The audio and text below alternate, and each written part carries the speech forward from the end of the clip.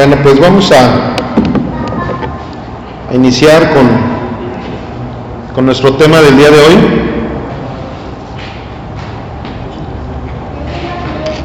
Continuando en la epístola a los Romanos,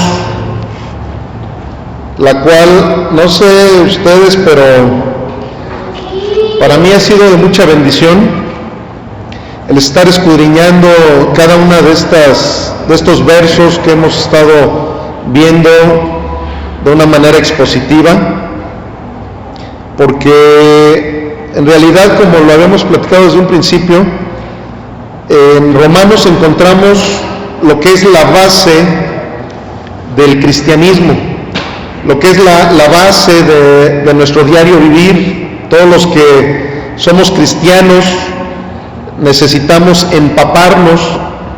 Espero que sí hayan leído y que hayan seguido escudriñando esos libritos que les obsequiamos hace algunas semanas cuando empezamos con esta epístola a los Romanos. Pero como ustedes lo verán, la epístola a los Romanos habla absolutamente de todos los temas necesarios que un cristiano requiere para vivir una vida piadosa, como lo hemos estado ahorita viendo, porque el inicio de Romanos, pues más que nada, yo creo que Dios tenía como prioridad el que supiéramos realmente el por qué y de qué manera fue como vino la salvación a nuestras vidas. Porque si nosotros no entendemos lo que es la gracia de nuestro Señor Jesucristo, va a ser imposible que podamos vivir en Cristo, que podamos vivir una vida cristiana, como lo hemos estado ahorita escudriñando. Hemos visto cómo estos primeros capítulos nos ha estado hablando la palabra claramente de que todo lo que nuestra religiosidad pensaba va completamente contraria, esa mentalidad que teníamos va totalmente contraria a lo que es la gracia de nuestro Señor, en donde nosotros no tuvimos absolutamente nada que ver con nuestra salvación, ¿verdad? Entonces, vamos a iniciar con el capítulo 4 de la epístola a los Romanos, y el tema que vamos a llevar a cabo el día de hoy es un tema que tiene por título Justicia sin obras. El Señor, en el libro a los Romanos, Él quiso estar haciendo mucho énfasis, amados, sobre lo que es este tema. Hace 8 días nuestro tema se llamó Redención por su gracia, ¿verdad? Que es el nombre de nuestro ministerio. Y en ese tema vimos algo muy parecido a lo que el día de hoy vamos a ver. Nada más que, claro, el Señor con cada verso de este libro nos va haciendo que entendamos con manzanitas, ¿verdad? Como dicen por ahí, que vayamos entendiendo a detalle cada uno de los sentimientos que el Señor tiene para su iglesia, cada uno de esos detalles misericordiosos de nuestro Señor. ¿Por qué? Porque cuando nosotros no entendemos eso, llegamos a tener ese gravísimo problema de pensar que nosotros pudimos poner un granito de arena para que pudiéramos ser salvos. Y ese es el grave conflicto que ha tenido toda la religión. O sea, como lo hemos estado comentando, lo que diferencia a un verdadero cristiano con todas las religiones del mundo es que todas las religiones del mundo te hablan de una participación que el humano tiene para poder ser salvo. Entonces, esta epístola a los Romanos nos ha estado mostrando con manzanitas, nos ha estado mostrando con todo detalle que nosotros no tenemos ninguna participación para nuestra salvación, porque el pensar que tenemos poquita participación es agredir el sacrificio de nuestro Señor Jesucristo en la cruz. ¿Por qué? Porque como lo dice la misma palabra, el mismo libro de los Romanos, si nosotros hubiéramos podido habernos ganado la salvación, en vano la muerte de nuestro Señor Jesucristo en la cruz. ¿Me explico? Entonces, ha sido muy reiterativo nuestro Dios al estarnos enseñando esta doctrina de la justicia sin obras. Por eso es que así se llama el mensaje del día de hoy, justicia sin obras. Y vamos a leer nuestra cita base para ir emprendiendo este viaje que vamos a tener con nuestro Señor Jesucristo a través de la palabra. Y dice así nuestro Señor a través del libro de los Romanos 4:1, dice así: ¿qué pues diremos que halló Abraham, nuestro padre según la carne? Porque si Abraham fue justificado por las obras, tiene de qué gloriarse, pero no para con Dios. Porque ¿qué dice la Escritura? Creyó Abraham a Dios y le fue contado por justicia. Pero al que obra, no se le cuenta el salario como gracia, sino como deuda. Mas al que no obra, sino cree en aquel que justifica al impío, su fe le es contada por justicia.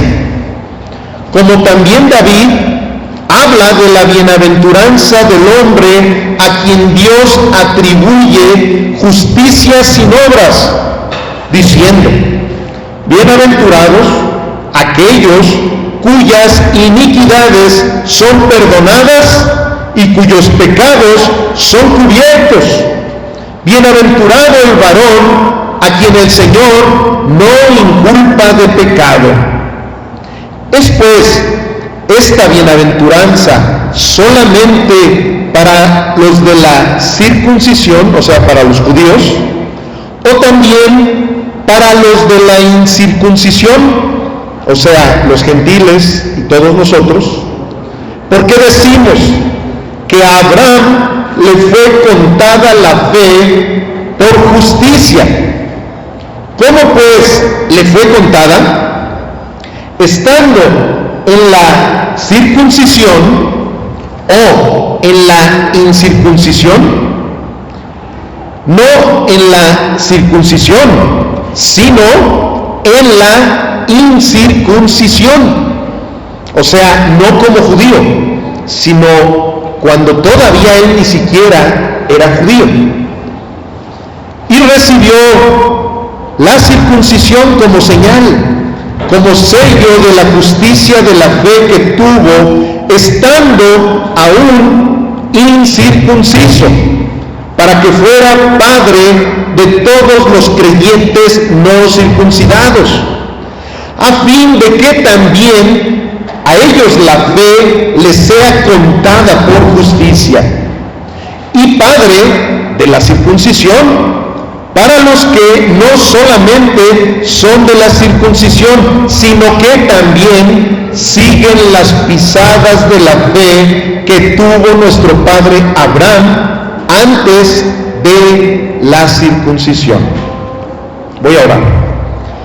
Dios Padre Todopoderoso, en este momento estamos iniciando con esta predicación de este domingo, Señor, el último domingo de este mes de junio, en el cual sabemos perfectamente, Padre, que tú nos quieres hablar hasta lo más profundo de nuestro corazón.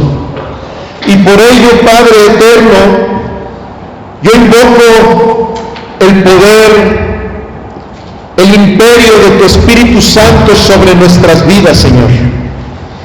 Que tu Espíritu Santo posea completamente nuestras mentes y nuestros corazones, para que nosotros, poseídos por tu Espíritu, Señor, podamos comprender claramente tu palabra el día de hoy, Señor.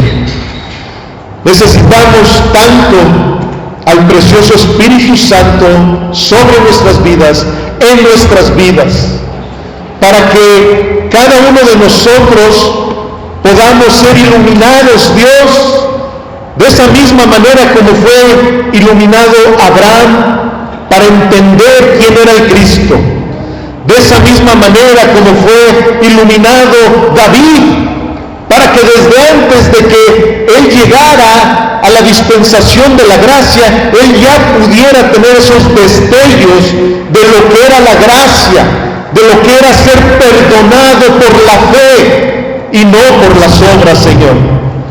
Queremos, Padre eterno, pedirte, queremos, Espíritu Santo bendito de Dios, pedirte en el nombre de nuestro Señor Jesucristo, que seas tú en nosotros y nosotros en ti. Amén y amén.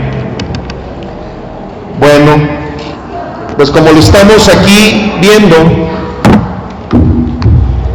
Abraham, que es el padre de la fe, ¿verdad? Todos hemos oído esa frase, que Abraham es el padre de la fe. Hay incluso canciones para las escuelas infantiles en donde habla del padre Abraham, ¿verdad? Por eso es que los niños en estos momentos también deben de saber de qué estamos hablando. El padre de la fe, que así fue como lo tituló las Escrituras, no nosotros, las Escrituras titularon al hombre que tuvo infinidad de defectos, infinidad de errores, igual que tú y yo, pero se le dio ese nombre del Padre de la Fe, porque ni sus errores ni nuestros errores son los que van a marcar realmente nuestra eternidad, ni sus virtudes ni nuestras virtudes son las que van a marcar o a sellar nuestra eternidad. Es la fe que Cristo nos da a ti y a mí para poder creer en Él. Y es esa fe de la que en esta tarde el Señor nos quiere hablar, porque sabemos perfectamente bien, como lo dice Hebreos, que sin fe es imposible agradar a Dios. Sin fe nosotros no podemos creer en Dios. Sin fe nosotros no podemos llegar al cielo. Entonces, ¿qué sucede? Que regresando al capítulo 1 de Romanos 4, en el capítulo 1 de Romanos 4 nos dice la palabra: ¿qué pues diremos?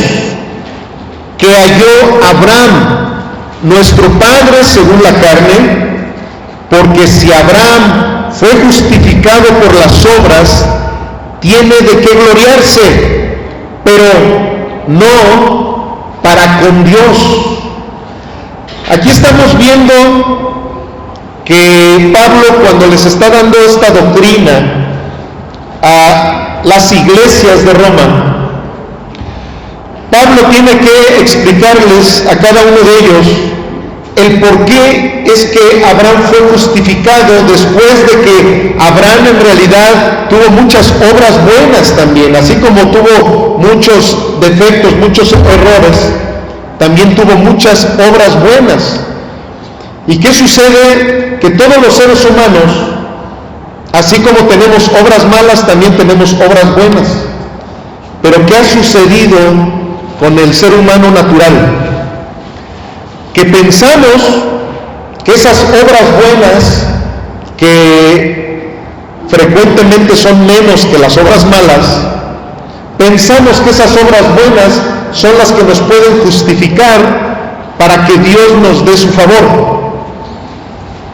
Entonces, ¿qué pasa? que una obra buena que yo hago a mi vecino, o una buena obra que le hago a mi jefe en el trabajo, una obra buena que hago en la escuela, efectivamente, como lo hemos dicho en alguna otra ocasión, me va a traer una recompensa. Amén. Una buena obra en la escuela a los niños les va a traer una buena calificación, ¿verdad? Todos los niños que obedecen a sus maestros, a sus maestras, ellos saben que van a obtener una recompensa por esa obra buena que han hecho. Todos los papás y mamás trabajadoras que hacen su labor como debe de ser, saben perfectamente bien que esa buena obra que hicieron va a tener una recompensa. Las obras buenas que Abraham tuvo, llegó a obtener una buena recompensa delante de los hombres, pero como dice aquí la palabra, pero no para con Dios. Una cosa es lo que hagamos para con los hombres, para con la vida secular, y otra cosa es lo que hagamos para con Dios. Dios no nos puede deber nada. El ser humano nos puede deber. Trabajamos y por trabajar en ese momento somos acreedores a que esa persona nos pague un dinero, ¿verdad? Tenemos esa oportunidad de hacer una obra para que se reditúe, ya sea en dinero, ya sea en otro favor, no sé, ¿verdad? ¿Qué sé yo? Pero, como aquí lo está diciendo la palabra, pero no para con Dios. Por eso es que cuando tú llegas con una persona para evangelizarla, tú no tienes que llegar diciéndole, Cristo te ama y tiene un plan maravilloso para tu vida. ¿Por qué? Porque eso es inflar ese ego, inflar ese sentimiento humanista con el cual todos nacimos pensando que somos merecedores de todo. Y el que tú llegues con una persona de esa manera, lo único que vas a hacer es inflarle ese ego, y a lo mejor por ese ego es que puede llegar a ir al lugar donde tú lo estás invitando, pero esa persona nunca se va a arrepentir. ¿Por qué? Porque le estás diciendo una verdad, pero a medias. Entonces, eso es lo que está sucediendo aquí con esta cita que Pablo les está enseñando a sus discípulos de Roma. Entonces, ¿qué sucede? Que cuando hacemos eso, sí, a lo mejor en ese momento nos estamos ganando el favor de los hombres, pero no el favor de Dios.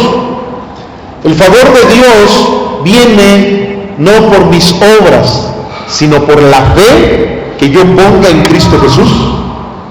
Por eso cuando tú le muestras a una persona que esa persona es incapaz de poderse ganar el cielo, cuando tú le muestras a una persona que no tiene ninguna virtud, ninguna cualidad para ser merecedor del cielo, allí es cuando esa persona se busca la ayuda divina.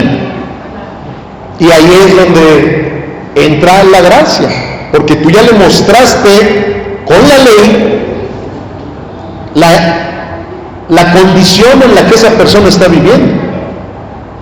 Pero cuando esa persona verdaderamente ya vino al arrepentimiento, como lo sucedió cuando salieron del aposento alto, Pedro y los 120 que estaban ahí cuando el Espíritu Santo llegó precisamente a bautizar a la iglesia, fue donde nació la iglesia, y Pedro sale y les da ese sermón a alrededor de 5,000 personas que estaban allá afuera criticando lo que estaba sucediendo en el aposento alto. Pero cuando él les hizo ver su pecado, cuando él les hizo ver que ellos habían matado al Maestro, al Creador, habían matado a aquel que había venido a quitar la condenación del mundo, que había venido para que por medio de él fueran salvos, la gente se compungió tremendamente, dijo, ¿y ahora qué es lo que podemos hacer?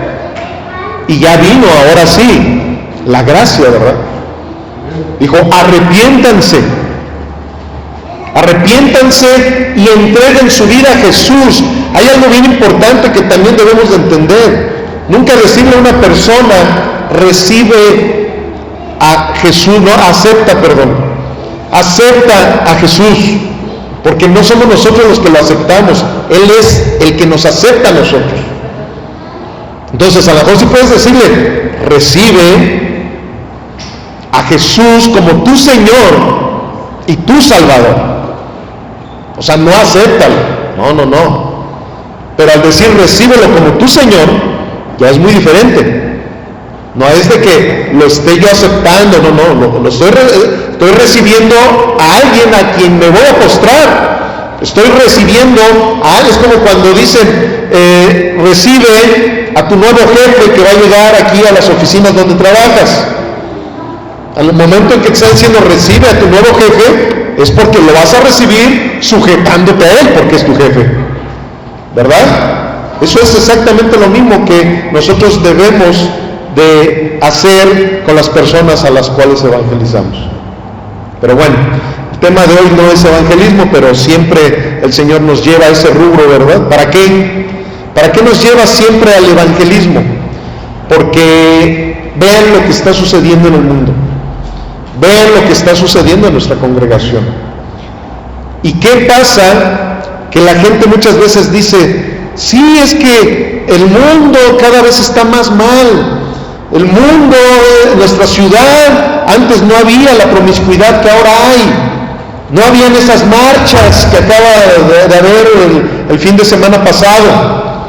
Marchas en las cuales encuentras muchas cosas incongruentes, ¿verdad?, con lo que es el raciocinio, con lo que es el puro sentido común. Pero les voy a decir una cosa, y la Biblia nos lo dice claramente, que mientras nosotros no estemos en Cristo, vamos a andar perdidos en todos los aspectos de nuestra vida. Entonces la gente luego dice, ay, es que sí, entonces necesitamos ponernos a orar. Claro que necesitamos ponernos a orar, los que nos gusta verdaderamente orar, que somos todos los cristianos. Pero no es solamente orar, es trabajar. La palabra de Dios lo dice claramente, la mies es mucha. Se necesitan obreros. ¿Para qué? Para ir a recoger toda esa cosecha que ya se sembró desde años atrás. Ir y darles el mensaje del Evangelio. ¿Por qué? Porque no hay mejor centro de rehabilitación que la iglesia de nuestro Señor Jesucristo. Cuando una persona entra a centros de rehabilitación creados por el hombre, nada más les están dorando la píldora, ¿verdad? Como dicen por allí. Por eso es que dicen, es un drogadicto anónimo, es un alcohólico anónimo. ¿Por qué? Porque dicen, nunca van a dejar de ser drogadictos, nunca van a dejar de ser alcohólicos. Pero para Cristo es totalmente diferente eso. Sí, para lo que para el hombre es imposible, para Dios no es imposible. Entonces, por eso todo nos lleva a eso. La mayor labor que el cristiano debe de hacer es evangelizar. Pero bueno, estoy haciendo preámbulos de todo lo que el Señor el día de hoy nos va a decir. Si nuestras obras justificaran nuestras transgresiones, entonces Dios no sería justo. Fíjense, aquí por eso es importante que la predicación sea expositiva, amados. Les voy a decir por qué. Porque ahorita son detalles que estamos viendo que a veces, si un ateo ha leído la Biblia y empieza a encontrar citas como estas, en donde Dios está justificando a los malos, está justificando a los impíos, está justificando a los pecadores, pueden venir y decirte, oye, la misma Biblia dice que Dios ni nadie debe de justificar a una persona mala, a un impío. La palabra impío viene de no piedad. O sea, un impío es una persona no piadosa. Por eso es que muchas veces tú dices, ¿esa persona es piadosa o es impía? O sea, impío versus piadoso. Los impíos son todos los que están llenos de impiedad. Son todos los que están llenos de malas acciones, de malas cosas. Y una persona que ha leído la Biblia, pero que quiere derribar los argumentos bíblicos, los argumentos de la justificación por fe, van a venir y te van a decir, hay una cita en Proverbios 17:15. Vamos a ver qué dice Proverbios 17:15. Los que traigan Biblia, vayan a sus Biblias, por favor.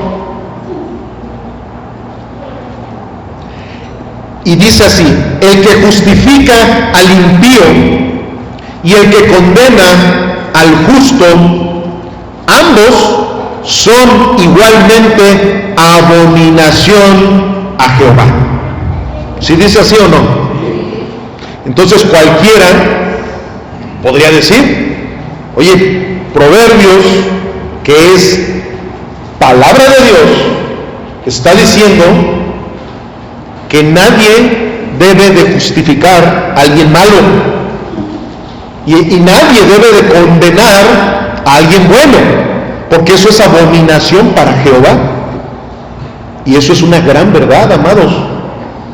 Por eso es que el Evangelio es algo que la gente natural, la gente que no tiene al Espíritu de Dios en su vida, no puede entender, y por eso dicen que es locura. Dicen, ¿cómo puede existir un hombre o un Dios, verdad? Porque la palabra habla de que Jesús es el Hijo del Hombre, por decirlo con palabras teológicas, pero en realidad te dicen, ¿cómo puede existir Dios que sacrificó a su propio Hijo? Precisamente por estas y muchas citas más que nos hablan de la abominación que Jehová tiene para justificar la maldad. Tenemos un Dios justo. Es como cuando tú llegas a ver una situación de un juicio legal en el mundo terrenal y te encuentras con alguien que tuvo algún conflicto, cayó en delincuencia y llega delante del juez, y esa persona que cayó en la delincuencia resulta que es su hijo o es alguien muy amado, una persona, un ser querido, y de repente el juez dice, definitivamente yo no puedo dejar de ser juez.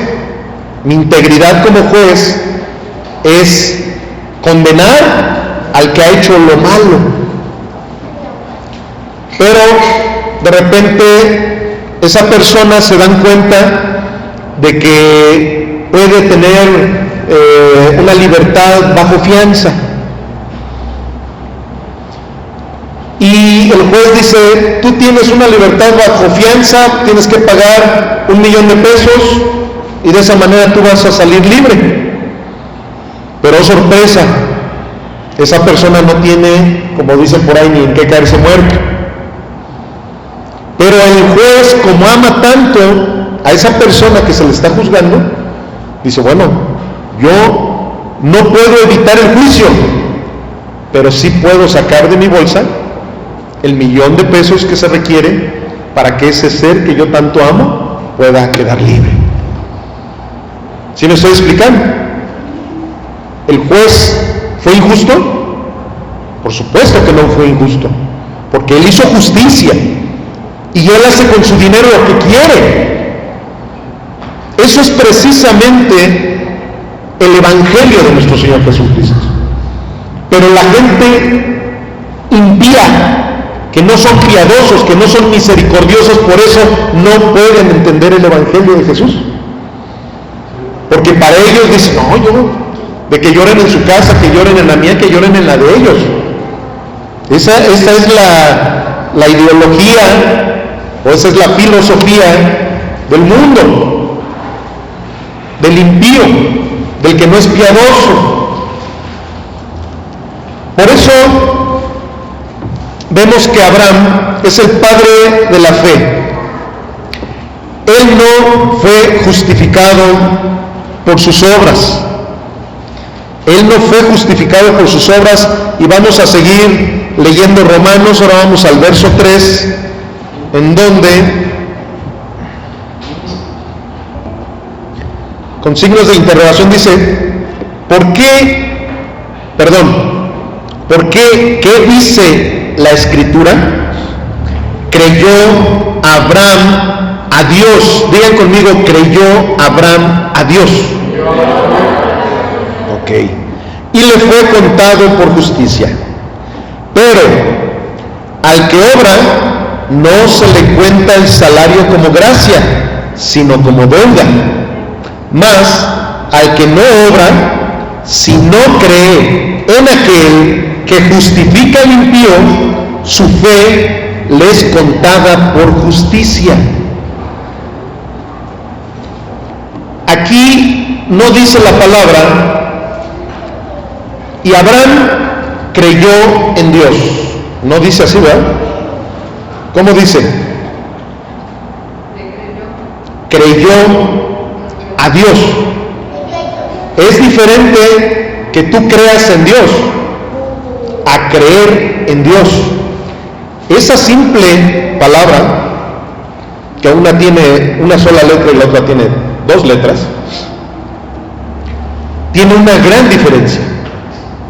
Porque todas las religiones, es más, hasta los demonios creen, pero no se salvan.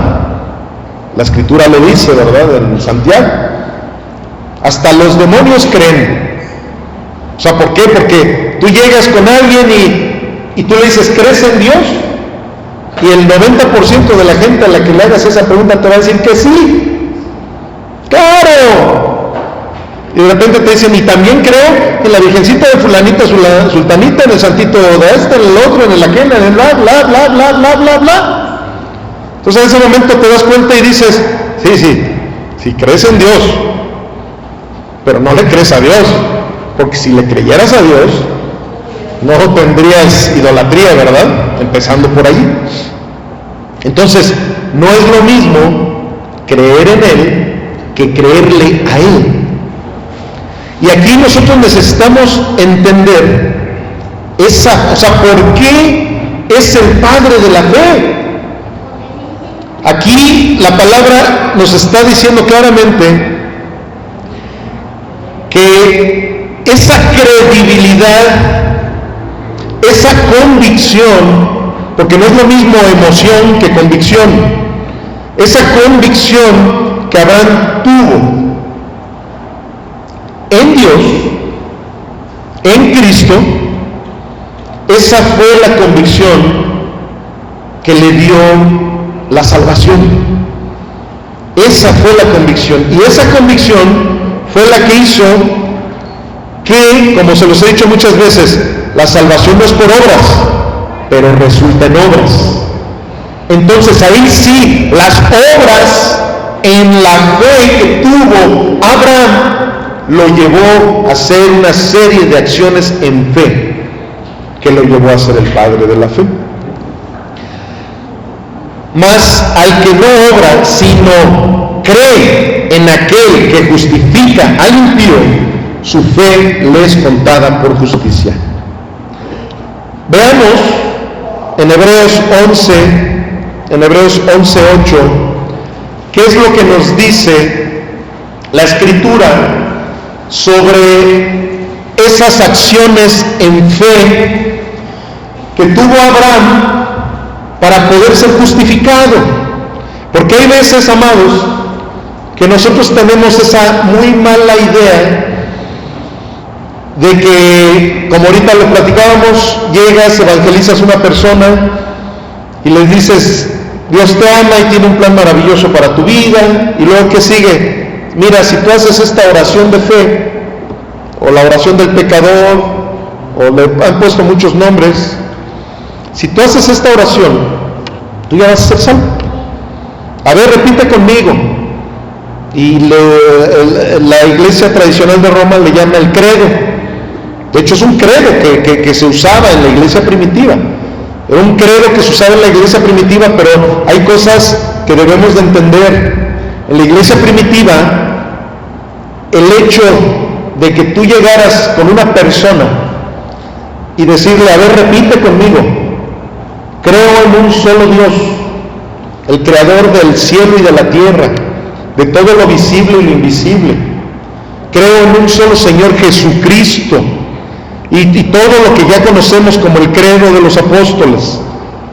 Les voy a decir lo que conllevaba, que cualquiera que recibiera a alguien como su Señor, que no fuera el César, era o crucificado, o lo echaban a los leones en la Coliseo, o mataban a toda su familia, o esto, o lo otro, o aquello. ¿Sí se dan cuenta lo importante que era hacer esa oración en aquel entonces? O sea, en aquel entonces el que hacía esa oración de fe, el credo, o la oración del pecador, como le quieran llamar, lo hacía si realmente tenía una convicción verdadera como la que tenía Abraham. ¿Por qué? Porque él sabía que después de repetir esas palabras, él podía ser echado a los leones en la Coliseo. Él arriesgaba a que los romanos, o incluso los mismos judíos, los que estaban persiguiendo también a la iglesia, tomaran a su familia, tomaran a sus hijos, lo tomaran a él y a la muerte, así de simple y de sencillo. Pero ahora, amados, pensamos, haz esa oración, ya hiciste ya la hice, y le dices, ya eres salvo, ya tu nombre ya está apuntado en el libro de la vida, ya no te preocupes, ya olvídate de todo, ya eres una nueva criatura. Cuando que la Biblia nos dice que tenemos que hacer frutos dignos de arrepentimiento. O sea, es muy fácil con palabras llegar y decir una serie de cosas, más ustedes lo han visto muchas veces ahí en el grupo que tenemos, con palabras llegan a decir muchas cosas, pero la acción dice mucho más que las palabras, ¿verdad? Estamos viendo aquí un grupo de personas que muchas veces no han tenido que decir una serie de cosas con su boca, pero que aquí están las acciones. Aquí hay una persona que venga o no venga a la iglesia, deposita su diezmo. Hay personas que en el momento en que saben que por alguna situación no pueden venir, nos avisan inmediatamente.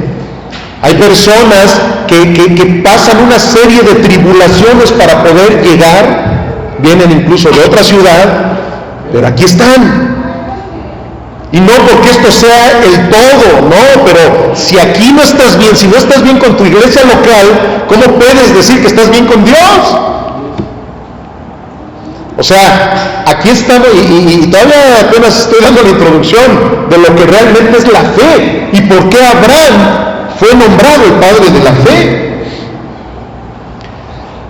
En Hebreos 11:8 dice, por la fe Abraham, siendo llamado, obedeció para salir al lugar que había de recibir como herencia, y salió, ¿qué dice ahí? Sin saber a dónde iba. A ver, creo que la mayoría de los que estamos aquí, o si no es que todos conocemos, pero los niños que están aquí, también yo sé que lo han de conocer, pero si no, vamos a dar esta explicación. Abraham era un hombre acaudalado. Él vivía con su padre, que era un hombre muy rico, un hombre que tenía ganado, tenía sirvientes, tenía todo lo que un ser humano necesita para su bienestar, para su comodidad, para sus lujos, pero vivía en un lugar lleno de idolatría. Vivía en un lugar en donde realmente a Dios, a Jehová de los ejércitos, no se le conocía. Y Abraham empezó a tener una relación con el verdadero Dios. ¿Cómo? En espíritu y en verdad.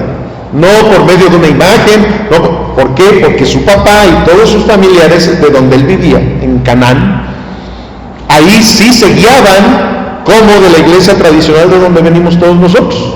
Se guiaban por ídolos, se guiaban por esto, por lo otro, por aquello.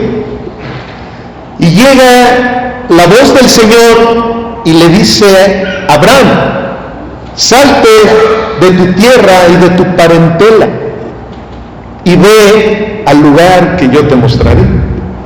Eso viene en Génesis, todos lo conocemos. Pero aquí en Hebreos, que es una síntesis de todo lo que sucedió con los héroes de la fe, por eso es que Hebreos 11, todo el capítulo 11, se le llama la galería de los héroes de la fe. Ahorita estamos hablando del padre de la fe, que fue Abraham. Él salió de su comodidad, cosa que muchos cristianos no queremos hacer, y por eso es que no podemos rendirle buenas cuentas al Señor. No queremos salir de nuestra comodidad por el temor de qué pueda pasar, por el temor de... Abraham, estando en esa condición super guau, ¿qué hizo? Obedeció al Señor. Pero yo creo que hay veces que tú puedes decir, bueno, yo voy a la iglesia porque veo las promesas que están escritas de parte de Dios, he visto muchos testimonios del poder del Dios que predica el pastor los domingos. Yo voy a la iglesia, ¿por qué? Porque siento de qué manera el Espíritu Santo toca mi vida, de qué manera toca mi corazón, porque llego y el pastor nos habla de un lugar a dónde vamos a ir. Pero aquí estamos hablando de un hombre que no sabía a dónde iba a ir. Todavía no existía Biblia en aquel entonces. No había un testimonio de que hubiera llegado el primo de Abraham que le dijera, no, sí, mira, tú hazle caso a esa voz que te está hablando. ¿Por qué? Porque la verdad, mira, yo te doy mi testimonio. Yo era así, y así, y así, y asado. Y cuando el Señor me llamó a un lugar mucho mejor de donde yo vivía antes. No fue así. Él se fue por la fe que tenía. ¿En quién creen? Sí, en Dios, pero hay 3 personas en Dios, en Cristo. Ahí vemos cómo en ese entonces todavía no se hablaba del Cristo. Sin embargo, desde ese momento Abraham ya había puesto su mirada en Cristo. Cuando tú pones tu mirada en Cristo, no te hundes, como le pasó a Pedro. Pedro no se hundió, iba caminando en las aguas porque había puesto su mirada en Cristo. Pero cuando apartó la mirada de Cristo fue cuando se hundió.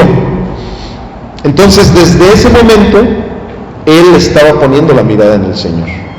Dice, sin saber a dónde iba, por la fe habitó como extranjero en la tierra prometida, como en tierra ajena, morando en tiendas con Isaac y Jacob, coherederos de la misma promesa, porque esperaba la ciudad que tiene fundamentos, cuyo arquitecto y constructor es Dios.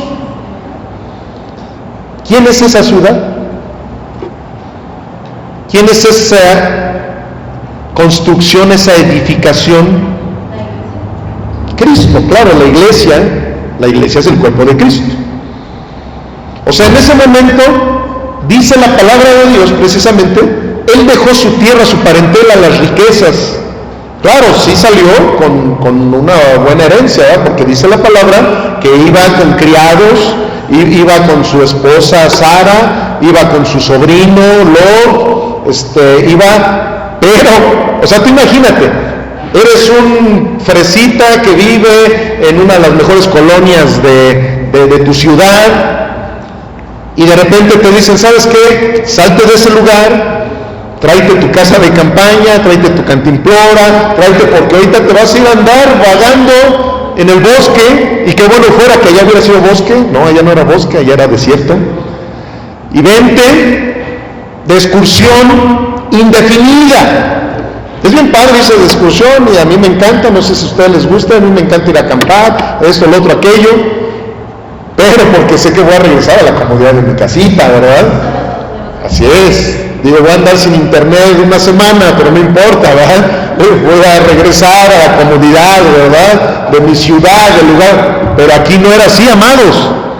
O sea, vean hacia dónde nos está llevando precisamente la palabra, a valorar cuál es, más bien a evaluar cuál es la fe redentora que nosotros necesitamos tener para podernos considerar verdaderamente hijos de Dios. Y ya no hijos de Abraham, ¿verdad? Porque, sí, claro, somos la simiente de Abraham, porque la simiente de Abraham es Cristo Jesús, y nosotros somos el cuerpo de Cristo Jesús. Pero bueno, aquí estamos viendo esa situación. Él había puesto su mirada, como dice aquí, ya no en lo que él era, sino en esa ciudad que Dios le había prometido. Esa ciudad se llama Cristo. 1 Corintios 3:9. Porque nosotros somos colaboradores de Dios y ustedes son labranza de Dios, edificio de Dios. Aquí les estoy corroborando hermenéuticamente que Jesús era ese edificio, que Jesús era esa ciudad que se le prometió a Abraham. Dice, el fundamento, conforme a la gracia de Dios que me ha sido dada, yo como perito arquitecto puse el fundamento y otro edifica encima, pero cada uno mire cómo sobreedifica, porque nadie puede poner otro fundamento que el que está puesto, el cual es ¿quién? Jesucristo. Jesucristo es el fundamento, son las bases, es la cimentación de esa tierra prometida, de esa ciudad santa, de ese edificio en el cual tú y yo somos como tabiques. Somos tabiques, pero no podemos sobreedificar en otros fundamentos, sino solamente en los de Cristo Jesús. La fe de Abraham siempre tuvo su vista en Cristo y esa fe se convertía en obras. La salvación no es por obras, pero resulta en obras. Abraham no fue llamado por sus obras, fue llamado porque Dios sabía que él iba a cumplir la misión que se le estaba encomendando. Y esa es una pregunta que te debes de hacer. Tú fuiste llamado no por tus obras, porque nadie de nosotros éramos lo suficientemente buenos para que Dios nos llamara, y menos nosotros los pastores. Yo no tenía ni idea de que el Señor me iba a llamar a predicar su palabra. Y yo cuando el Señor me llamó, yo dije, Señor, ¿pero por qué yo? Si hay muchísima gente que tiene mucho más preparación que yo, hay gente que es más ecuánime en su manera de hablar, hay personas que son profesionistas, hay personas que tienen ya varios institutos teológicos, esto, lo otro, aquello, ¿por qué yo? Y les voy a decir una cosa que fue muy triste para mi vida, que no me lo contestó inmediatamente. Ahora sí que yo vine al llamado por querer ser obediente, porque dije, Señor, no quiero que me pase lo que a Jonás, ¿verdad? Que al rato me vaya peor. ¿Por qué? Porque cuando hay un llamado de parte de Dios, o vas, por la buena o por la mala, pero tienes que ir. Pero el Señor sabía con Abraham, de la misma manera que con todos los héroes de la fe, con Noé, que estaba lleno de muchísimos defectos, David, un adúltero, un asesino, una serie de cosas, ¿verdad? Pero no era por lo buenos que ellos eran, sino porque Dios sabía que tenían un corazón comprometido, que ellos iban a comprometerse a llevar a cabo todo lo que el Señor les dijera. Y eso fue lo que hizo Abraham. El Señor le dijo, salte de ti, y se salió. En Génesis 22:7 viene una de las historias más tremendas de las Escrituras, referente a Abraham. Es una historia que me encanta, pero que me pone la piel chinita, y yo creo que a ustedes también. Génesis 22:7. El preámbulo de esta cita que vamos a leer es cuando Dios le dice a Abraham que lleve a su hijo unigénito delante de los ojos de Dios. Digo unigénito delante de los ojos de Dios porque primero tuvo a Ismael, pero Ismael no era el hijo de la promesa. Entonces su hijo unigénito, al que tanto estuvo esperando Abraham tener con su esposa legítima Sara, le dice el Señor: dame a tu hijo, tráelo a un holocausto. ¿Qué es un holocausto? Un sacrificio. Y Abraham, así como obedeció al salir de su tierra y su parentela, de igual manera obedeció. Por si alguien se preguntaba, ¿por qué será el padre de la fe si sus obras no le dieron la salvación? ¿No? Entonces ninguna obra le dio la salvación, pero su salvación resultó en obras de fe. Y dice: entonces habló Isaac a Abraham. Imagínense, iban subiendo aquel monte para hacer el sacrificio, y va con su niño. La Biblia nunca dice la edad del niño, pero sí era adolescente, estaba entre la edad adolescente. O sea, dicen que estaba entre los 12 y los 18 años de edad. Era un jovencito, un pequeñito. Y dicen que iba subiendo, y su hijo Isaac le dice a Abraham, su padre: Padre mío. Y respondió Abraham: heme aquí, mi hijo. Y él dijo: he aquí el fuego y la leña, mas ¿dónde está el cordero para el holocausto, para el sacrificio? O sea, ¿a quién irás a sacrificar, papá? Y respondió Abraham: Dios se proveerá de cordero para el holocausto, hijo mío. E iban juntos. Y cuando llegaron al lugar que Dios le había dicho, edificó allí Abraham un altar y compuso la leña y ató a Isaac su hijo y lo puso en el altar sobre la leña. Y extendió Abraham su mano y tomó el cuchillo para degollar a su hijo. Entonces el ángel de Jehová le dio voces desde el cielo y dijo: Abraham, Abraham. Y él respondió: heme aquí. Y dijo: no extiendas tu mano sobre el muchacho, ni le hagas nada, porque ya conozco que temes a Dios, por cuanto no me rehusaste tu hijo, tu único. Entonces alzó Abraham sus ojos y miró, y he aquí a sus espaldas, digan conmigo, un carnero. Digan conmigo, el sacrificio. Trabado en un zarzal por sus cuernos, y fue Abraham y lo tomó el carnero y lo ofreció en holocausto. ¿En qué dice? En lugar de su hijo. Eso fue precisamente lo que Dios hizo contigo y conmigo, nada más que a la inversa. Él dio a su único hijo. Por eso es que Jesús, como dijo Juan el Bautista cuando lo vio, no por primera vez porque eran primos, pero sí por primera vez en sus ministerios, dijo: he aquí el Cordero de Dios que viene a quitar el pecado del mundo. Eso es lo que volvió a ver Abraham. Ese Cordero fue la figura del Cristo que nos vino a salvar a ti y a mí.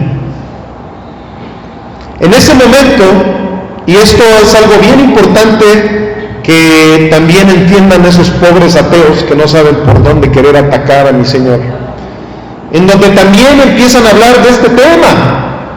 ¿Cómo puede ser posible? De hecho, por eso hay tantas tribus que llegaban a sacrificar a humanos, a niños, y esto, lo otro, aquello, porque el Dios de Israel también hacía lo mismo. Esto es una mentira garrafal, porque aquí lo estamos viendo.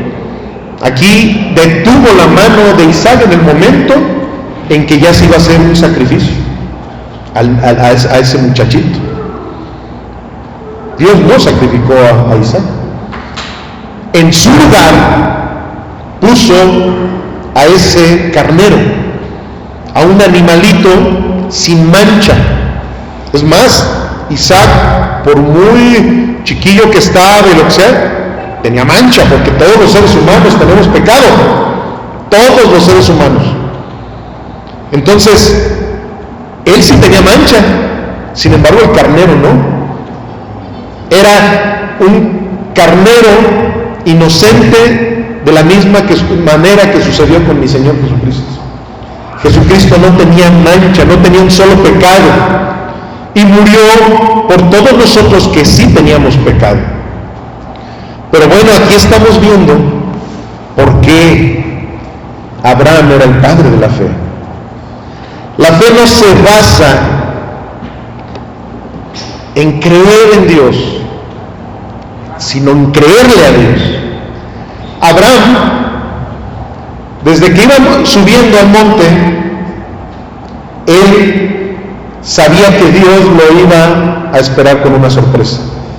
Por eso a su hijo le dijo: Dios proveerá el cordero.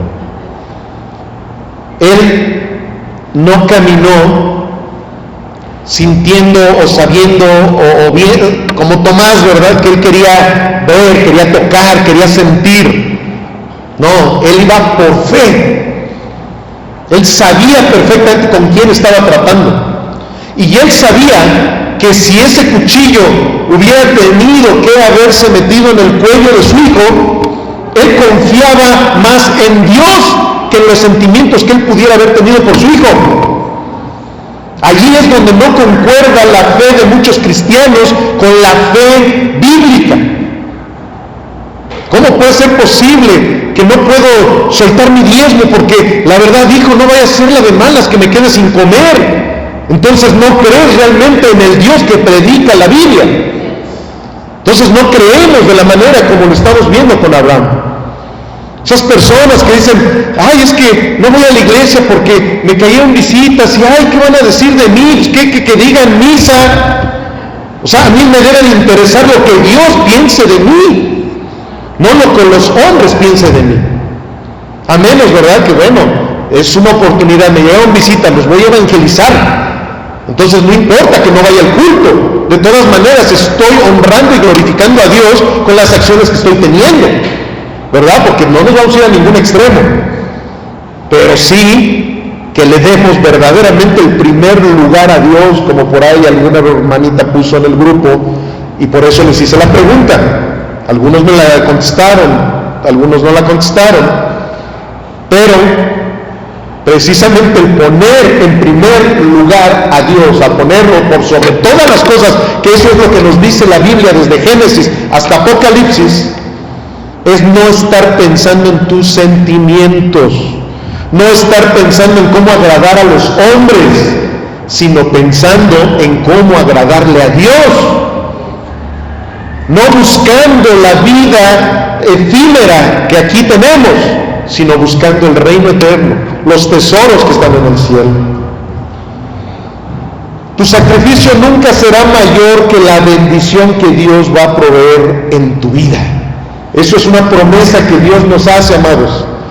Nosotros a veces pensamos que por sacrificar nuestro tiempo, que por sacrificar nuestro dinero, que por sacrificar un día de la semana o 2 días de la semana o unas horas de un día, o por sacrificar mi carro, o por sacrificarme en esto, el otro, aquello, híjole, todo se va a quedar allí. No, amado. Cada sacrificio verdadero que tú hagas por el reino eterno no se compara ni el 1% de la bendición que el Señor va a traer a tu vida. Y no lo estoy diciendo yo, lo dicen las Escrituras. Pero hay que creerle a Él. Hay que creerle, hay que tener esa convicción. No emocionar. Hay lugares, ¿verdad?, donde empiezan, sí, amén, sí, aleluya, y la emoción, y la emoción, y la emoción. Pero como decía el Señor, de lengua me honras, tus labios me honran, pero tu corazón está muy lejos de mí. Muy lejos de mí. Seguimos en Romanos, vamos al verso 6, y dice la palabra: como también David, ya pasó a otro personaje, a otro héroe de la fe, que mis respetos también con la vida de David, pero dice, como también David habla de la bienaventuranza del hombre a quien Dios atribuye justicia sin obras, diciendo, bienaventurados aquellos cuyas iniquidades son perdonadas y cuyos pecados son cubiertos. Bienaventurado el varón a quien el Señor no inculpa de pecado. Vean lo tremendo del profeta David, porque David no era nada más rey, también era profeta, y aquí lo estamos viendo. Es el único personaje del antiguo pacto que de una manera directa, porque hubo muchas maneras sombríficas, por eso dice el Nuevo Testamento que el antiguo pacto era la sombra de lo que había de venir, era la sombra del Evangelio. Todo el Antiguo Testamento era la sombra del Evangelio. En todo el Antiguo Testamento está el Evangelio, pero de una manera sombrífica. Los profetas, los sacerdotes, todos los personajes del Antiguo Testamento, como lo vimos ahorita con Abraham, apuntaban a Cristo, todo apuntaba a Cristo, pero de una manera sombrífica. Pero con David, él fue del Antiguo Testamento el personaje que mayor iluminación tuvo de la gracia de nuestro Señor Jesucristo, de esa dispensación de la gracia de nuestro Señor Jesucristo. Por eso es que él fue el que empezó a alabar al Señor de esa manera jubilosa. Por eso es que él tomó el arca, claro, lo hizo en un principio de una manera incorrecta, hubo una muerte por haberlo hecho de una manera incorrecta, indisciplinada. Sin embargo, se le permitió que tomara el arca y llevarla a Jerusalén y que pudieran tener toda esa adoración que se le llegó a tener al arca del pacto, y él fue el único hombre que pudo llegar a tener una serie de revelaciones de la gracia de nuestro Señor Jesucristo. Por eso es que vemos cómo aquí él hablaba ya de la redención. Aquí de hecho es el Salmo 32 donde dijo esto. Ahorita lo vimos aquí en Romanos, lo que está hablando de David, pero el Salmo 32 dice así: bienaventurado aquel cuya transgresión ha sido perdonada y cubierto su pecado. Bienaventurado el hombre a quien Jehová no culpa de iniquidad y en cuyo espíritu no hay engaño. Mientras callé, se envejecieron mis huesos. O sea, mientras él no se había arrepentido, mientras él no había confesado sus pecados, dice, envejecieron mis huesos, en mi gemir todo el día, porque de día y de noche se agravó sobre mí tu mano, se volvió mi verdor en sequedad de verano. Mi pecado te declaré y no encubrí mi iniquidad. Fue cuando David se arrepintió de todos sus pecados, viene y se los declara al Señor. Y no encubrí mi iniquidad, o sea, no le ocultó nada al Señor. Vino y le confesó al Señor todos sus pecados. Hizo una verdadera oración de fe. Dije, confesaré mis transgresiones a Jehová. Y dice, y tú perdonaste la maldad de mi pecado. Por esto orará a ti todo santo en el tiempo en que pueda ser hallado. Ciertamente en la inundación de muchas aguas no llegarán estas a él. Tú eres mi refugio, me guardarás de la angustia, con cánticos de liberación me rodearás. Aquí ve el profeta David, el rey David, está viendo cómo el Señor, en el momento en que él viene en arrepentimiento y fe, porque no es nada más arrepentimiento o remordimiento de conciencia, arrepentimiento y fe, y ese arrepentimiento y fe, ¿qué le trajo? Perdón, que eso es lo que el Señor ha hecho contigo y conmigo. Él nos perdonó. De hecho, en la Reina Valera esta cita dice la dicha del perdón como subtítulo. Entonces, aquí vemos claramente, como muchas veces se los he dicho, no hago buenas obras para ser salvo. Hago buenas obras porque ya soy salvo. Estoy explicando. Eso es lo que sucedió con Abraham. Eso es lo que sucedió con David. No hicieron buenas obras para ganarse la salvación. Nadie se la va a poder ganar. Pero tu salvación empieza a resultar en obras. Tu salvación empieza a resultar en obras. Y ya con esto vamos a terminar nuestra predicación del día de hoy con el verso 9 de Romanos 4. Aquí vemos que dice, con signos de interrogación, es pues, o sea, recuerda, sigue hablando de las bienaventuranzas que David dijo. Es pues esta bienaventuranza solamente para los de la circuncisión, o sea, ¿es solamente para los judíos? ¿O también es para los gentiles? O sea, para todos los que no eran judíos, como nosotros. Porque decimos que a Abraham le fue contada la fe por justicia. ¿Cómo pues le fue contada?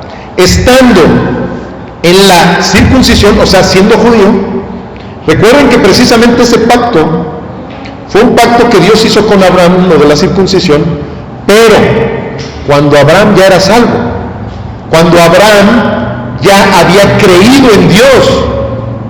Recuerden que Abraham no salió del pueblo judío, no salió de Israel, todavía ni existían los judíos en aquel entonces. Entonces, ¿qué sucede? Abraham no fue justificado por la obra de la circuncisión. No, por ninguna obra vas a poder ser justificado. Ese era un grave problema, es un grave problema que todavía tienen los judíos, que ellos piensan que la circuncisión te hace hijo de Dios. Ellos piensan que la circuncisión, con eso puede ser salvo. Eso es una mentira.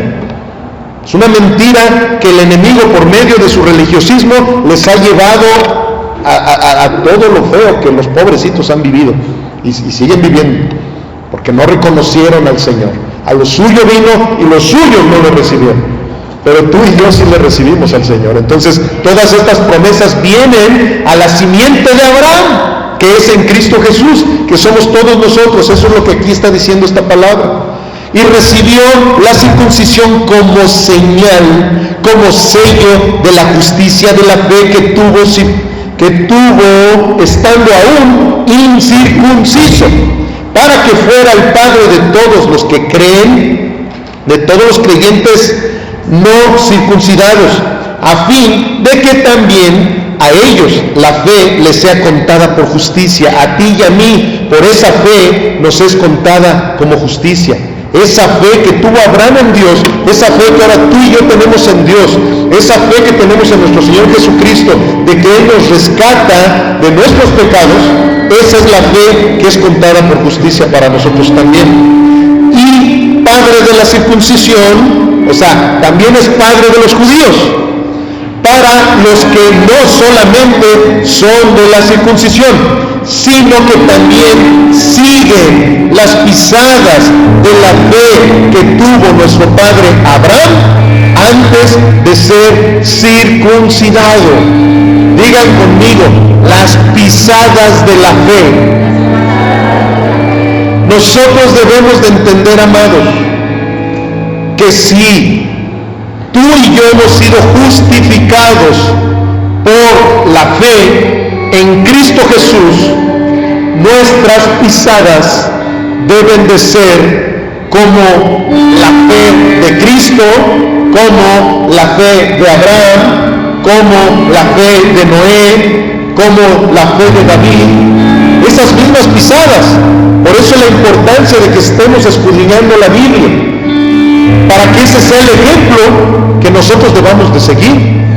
Porque cuando nosotros nos ponemos como ejemplo a la gente del mundo, es más, a los mismos cristianos, al mismo pastor, hay veces, no, es que yo quiero ser como el pastor y esto y lo otro, y de repente ves que el pastor, igual que todo el mundo, tiene errores, tiene defectos, y en esos momentos dices, no, te empiezas a quebrantar tu fe, empiezas a confundir las cosas. No, es que tu mirada debe estar en Cristo Jesús. Y claro, saber que tu pastor te está llevando a Cristo Jesús. Porque si tu pastor no te está llevando a Cristo Jesús, ahí sí nada, ay sí, no me voy a poner mi mirada en el pastor, que esto, no, el pastor me tiene que llevar a Cristo Jesús, porque él no es el dueño de las ovejas, él es un pastor que lleva sus ovejas al verdadero dueño de las ovejas, que es Cristo Jesús. Y todo el mensaje de la Biblia, de Génesis hasta Apocalipsis, nos lleva a Cristo Jesús. Por eso vimos a Abraham. Todo lo que hizo fue porque lo llevó a Cristo Jesús. Toda su mirada estaba puesta en Cristo Jesús. La fe sin obras. Y voy a poner aquí algo en las obras. La fe sin sacrificios. ¿Por qué? Porque luego la gente limita nada más la palabra obras. Dice la fe, Santiago lo dijo, ¿verdad? La fe sin obras, ¿qué es? Es muerta. Entonces yo podría traducir este sinónimo: la fe sin sacrificios es muerta, porque la gente no entiende, la gente piensa, las obras que tengo que hacer ya en Cristo, no para mi salvación, sino ya estando en Cristo, porque por ahí dice la Biblia que Jesucristo preparó una serie de buenas obras para todos los que en Él creen. ¿Cuál podrá ser? Pues que vaya yo el domingo a la iglesia, pues que lleve mis diezmos, pues que lea la Biblia, ¿verdad? Pero hay una infinidad de cosas, amados. Cuando estamos viendo que hay que seguir las pisadas de Jesús, Jesús nos dijo una serie de cosas, nos dio la regla de oro, nos dio la gran comisión, nos dio toda la doctrina necesaria para que tú y yo verdaderamente podamos vivir en las obras de Cristo. O sea, toda nuestra vida debe de ser para Él. Si estoy en algún lugar, debo de saber que hay algo que se llama la gran comisión. Es un sacrificio llevar a cabo la gran comisión. A menos para aquellos que si de plano tienen el don de evangelistas, pero la gran comisión no es nada más para los que tienen el don de evangelismo o el ministerio de evangelismo. La gran comisión es para todos los hijos de Dios. Por eso dice la palabra que nos dio el ministerio de la reconciliación. Ese ministerio de la reconciliación es para que lo practiquemos todos los días de nuestra vida y con todas las personas que conozcamos. Es un sacrificio. La fe sin evangelismo es muerta. La fe sin que seas generoso con todo lo que tienes es muerta. La fe sin sacrificar tu orgullo es muerta. La fe sin sacrificar tu tiempo es muerta. La fe sin sacrificar tus fines de semana es muerta. La fe sin sacrificar tus sentimientos es muerta, amado. Santiago 4:17 dice: y al que sabe hacer lo bueno y no lo hace, le es pecado. A Dios, amado, no solamente lo agredes con tus malas acciones, también lo agredes con todas esas buenas acciones que no quieres hacer. La fe sin todo lo bueno que tú sabes hacer y no lo haces, te cuenta como pecado. Es muerta. Esa fe es muerta. No puedes decir que tienes fe en Cristo Jesús si tú no eres una persona que que hace buenas obras, que hace cosas para hacer sentir bien a los demás, pero principalmente a Dios. Que Dios se agrade cuando tú das una limosna en una tierra fértil también, porque eso sí es bien importante que entendamos. Hay tierra donde se debe de sembrar y hay tierra donde no debes de sembrar. Yo no voy a darle una ofrenda a una persona que sé perfectamente bien que practica tremendamente el pecado y que con esa ofrenda él va a ir a comprar vicios. Yo no voy a darle una aparente limosna a una persona que sé que en la calle anda haciendo fechorías, anda haciendo esto y anda haciendo lo otro y anda haciendo aquello. Hay que saber también dónde sembramos. Pero amados, tenemos que entender eso. La fe sin obras es muerta. La fe sin sacrificar todo lo que nos da comodidad está muerta. Si no quieres salir de tu confort para evangelizar, si no quieres salir de tu confort para venir a la iglesia, si no quieres salir de tu confort para escudriñar la Biblia, si no quieres salir de tu confort para dar tus diezmos, para dar tus ofrendas, porque hay veces que también decimos, sí, ya diezmé, sí, amado, pero la Biblia nos habla de diezmos y ofrendas. Si tú no has querido ser generoso, tu fe está muerta, amado. Vamos a ponernos de pie. Señor, en esta tarde, tú nos has hablado a nuestras mentes, pero también has hablado a nuestros corazones, Dios. Y en este momento, Señor, en reverencia a la presencia de tu poder, de tu amor, a la presencia de tu Espíritu Santo en este lugar, en nuestras vidas, Señor, nosotros te queremos decir gracias, Señor. Hacemos reverencia a ti, Señor, con nuestro agradecimiento. Hacemos reverencia a ti, Señor, con nuestro diario vivir, sabiendo que de hoy en adelante, Padre eterno, vamos a ser diferentes. Porque tu palabra no puede regresar vacía, Señor. Tu palabra viene de lo alto, Padre. Y tu palabra llega hasta lo más profundo de nuestro corazón.